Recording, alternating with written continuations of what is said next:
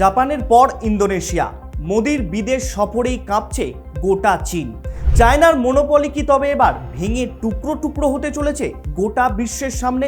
তবে বর্তমানে মোদির ইন্দোনেশিয়া সফরকে কেন এতটা গুরুত্ব দেওয়া হচ্ছে? ঠিক কি চুক্তি হয়েছে এই দুই জায়েন্ট দেশের মধ্যে? ইন্দোনেশিয়ার প্রেসিডেন্ট প্রবোবো সুবিয়ান্তোর সঙ্গে পিএম মোদির বেশ কিছু ডিল বা চুক্তি সই হয়েছে, যা এই দুই দেশের সম্পর্ককে আরও মজবুত করে তুলবে। পাশাপাশি এই ডিলে চায়নার মনোপলিও এবার শেষের পথে, এমনটাই মনে করছেন বিশেষজ্ঞ মহল। তবে কি এবার চায়না প্লাস ওয়ান নীতিতে এগোচ্ছে দক্ষিণ এশিয়ার বেশিরভাগ দেশ, নাকি ভারতের আত্মনির্ভরের প্রসঙ্গই এখন ক্রমশ প্রকাশ পাচ্ছে? আর কেনই বা প্রেসিডেন্ট প্রবোবো ভারতকে নিজেদের দিকে রাখার চেষ্টা করছে? আজকের এই ভিডিওতে এই পুরো বিষয়টা বিস্তারিতভাবে তুলে ধরব আপনাদের সামনে। নমস্কার, আমি কুন্তল, আর আপনারা দেখছেন টক টিপ বাংলা। কিছুদিন আগেই আমরা দেখলাম ভারতের সঙ্গে জাপানের ক্রিটিক্যাল মিনারেল সহ একাধিক বিষয় নিয়ে চুক্তি হয়েছে, যা চাপ বাড়িয়েছে চীনের। তবে কি এবার ভারত ফের একবার চীনকে চাপে ফেলার কৌশল তৈরি করছে? কিন্তু প্রশ্ন হলো, কেন করছে এবং সেই পরিকল্পনাটা কিভাবে বাস্তবায়িত করবে? সেটা বুঝতে হলে প্রথমে দেখতে হবে ইন্দোনেশিয়া সফরে ভারতের ভাগ্য কতটা বদলালো এবং ভারতের সাথে ঠিক কি বিষয়ে চুক্তি হলো। প্রথমত, প্রতিরক্ষা সহযোগিতা আরও গভীর করার সিদ্ধান্ত নেওয়া হয়েছে দুই দেশের তরফ থেকে। দুই দেশ যৌথ সামরিক মহড়া, প্রতিরক্ষা শিল্পে সহযোগিতা এবং সামুদ্রিক নিরাপত্তা বাড়ানোর বিষয়ে একমত হয়েছে। একই সঙ্গে ভারতের তৈরি প্রতিরক্ষা সরঞ্জাম, বিশেষ করে ক্ষেপণাস্ত্র সহ অন্যান্য সামরিক প্রযুক্তি নিয়ে ভবিষ্যৎ সহযোগিতার পথও খোলা রাখা হয়েছে এই ক্ষেত্রে। দ্বিতীয়ত, মেরিটাইম সিকিউরিটি বা সামুদ্রিক নিরাপত্তা। ভারত মহাসাগর ও ইন্দো প্যাসিফিক অঞ্চলে চোরাচালান এবং সামুদ্রিক নজরদারির ক্ষেত্রে এই দুই দেশ একসাথে কাজ করার সিদ্ধান্ত নিয়েছে। তৃতীয়ত, ক্রিটিক্যাল মিনারেলস। দেখুন, আমরা প্রত্যেকেই জানি এই বিরল খনিজ ছাড়া বর্তমানে প্রায় সব কিছুই এক প্রকার অসম্ভব। সেটা মোবাইল ফোন থেকে শুরু করে কম্পিউটার, গাড়ি, সব ক্ষেত্রেই দরকার বিরল খনিজ। তবে বর্তমানে এই বিরল খনিজের প্রসেসিং চেনের প্রায় 80 থেকে 90% নিয়ন্ত্রণ করে চীন। আর এবার ভারত এবং ইন্দোনেশিয়া বৈদ্যুতিক গাড়ির ব্যাটারি, সেমিকন্ডাক্টর, প্রতিরক্ষা শিল্প এবং রিনিউয়েবল শক্তির জন্য প্রয়োজনীয় গুরুত্বপূর্ণ খনিজের সরবরাহ নিশ্চিত করতে একে অপরের সাথে সহযোগিতা বাড়াতে এই ডিল করছে। এর ফলে যেমন চীনের ওপর নির্ভরতা কমবে, তেমনি ভারতের উৎপাদন শিল্প আগামী দিনে নতুন গতি পেতে পারে এই চুক্তির মাধ্যমে। চতুর্থত, ব্লু ইকোনমি। এক্ষেত্রে সমুদ্র সম্পদ ব্যবহার, মৎস্য, সামুদ্রিক গবেষণা এবং উপকূলীয় অর্থনীতি উন্নয়নের যৌথভাবে কাজ করার সিদ্ধান্ত নেওয়া হয়েছে। এবং ডিজিটাল প্রযুক্তি ও সাপ্লাই চেন, ডিজিটাল অবকাঠামো, উন্নত প্রযুক্তি এবং নির্ভরযোগ্য সরবরাহ ব্যবস্থা গড়ে তোলার লক্ষ্যেও এই দুই দেশ সহযোগিতা বাড়ানোর কথা জানিয়েছে। অর্থাৎ এই সফর শুধুমাত্র একটা কূটনৈতিক সৌজন্য সাক্ষাৎ নয়, বরং প্রতিরক্ষা, বাণিজ্য, প্রযুক্তি এবং ইন্দো প্যাসিফিককে কৌশলকে কেন্দ্র করে ভারত ও ইন্দোনেশিয়া নিজেদের সম্পর্ককে আরও নতুন উচ্চতায় নিয়ে যাওয়ার একটা পরিকল্পনা তৈরি করছে।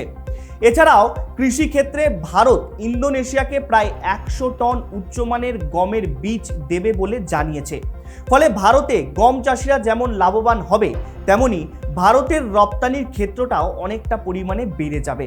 পাশাপাশি জলবায়ু পরিবর্তনের প্রভাব মোকাবিলা, প্রতি একরে উৎপাদন বৃদ্ধি এবং খাদ্য নিরাপত্তা নিশ্চিত করতে এই দুই দেশ যৌথভাবে গবেষণা করবে।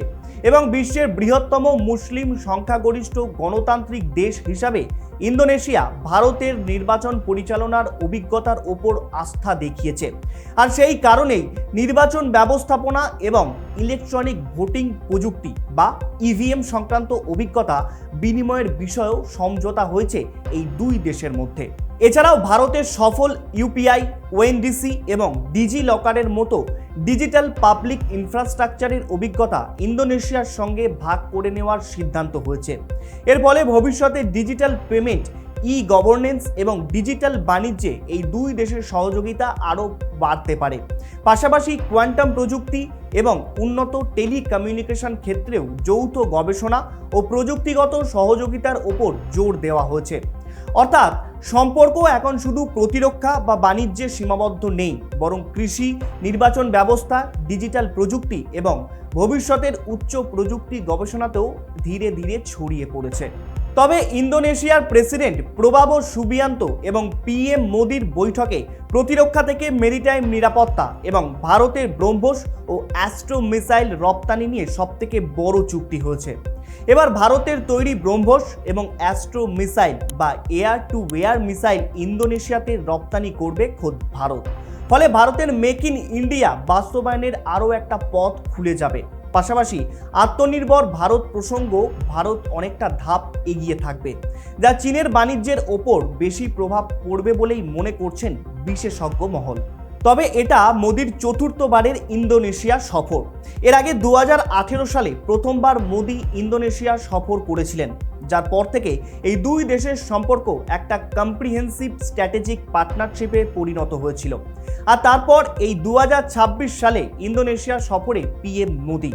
যদিও এর মাঝে আরও দুবার ইন্দোনেশিয়ায় গিয়েছিলেন আমাদের পিএম মোদি, তবে এবারের সফর ছিল প্রেসিডেন্ট প্রবোবোর আমন্ত্রণে সম্পূর্ণ বাইল্যাটারাল স্টেট ভিজিট।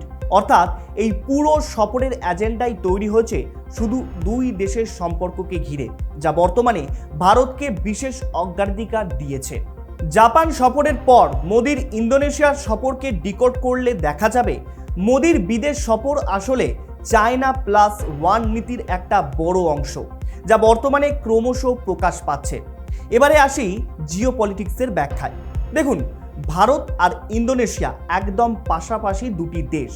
ভারতের আন্দামান নিকোবর অঞ্চলের মাত্র 100 নটিক্যাল মাইল দূরেই রয়েছে সাবাং পোর্ট, যা ইন্দোনেশিয়ার মধ্যেই অন্তর্গত। আর বর্তমানে ওই সাবাং পোর্টকে ঘিরেই তৈরি হয়েছে একটা আলোচনা এবং চুক্তি। ওই সাবাং পোর্ট বা বন্দরটি রয়েছে বিশ্বের অন্যতম গুরুত্বপূর্ণ সামুদ্রিক বাণিজ্য পথ মালাক্কা প্রণালীর একেবারে চোখের সামনে।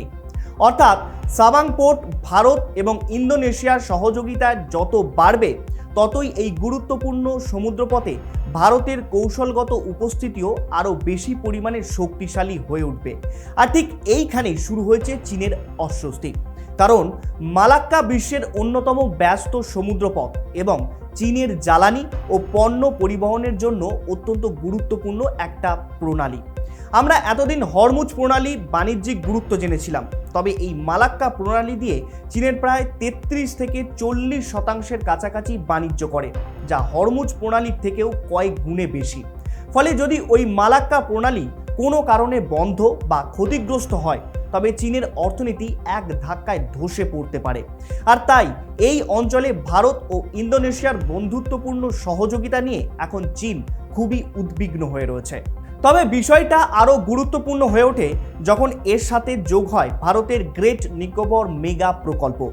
একদিকে সাবাং পোর্ট, অন্যদিকে গ্রেট নিকোবরে তৈরি হতে যাওয়া গভীর সমুদ্র বন্দর, বিমানবন্দর এবং আধুনিক অবকাঠামো। এই দুই অবস্থান ভবিষ্যতে একে অপরের পরিপূরক হিসাবে কাজ করতে পারে আগামী দিনে। এর ফলে ভারত শুধু আন্দামান সাগরই নয়, মালাক্কা প্রণালীর প্রবেশ পথ পর্যন্ত নিজেদের সামুদ্রিক উপস্থিতি নিয়ে কার্যকরভাবে জোরদার করতে পারবে।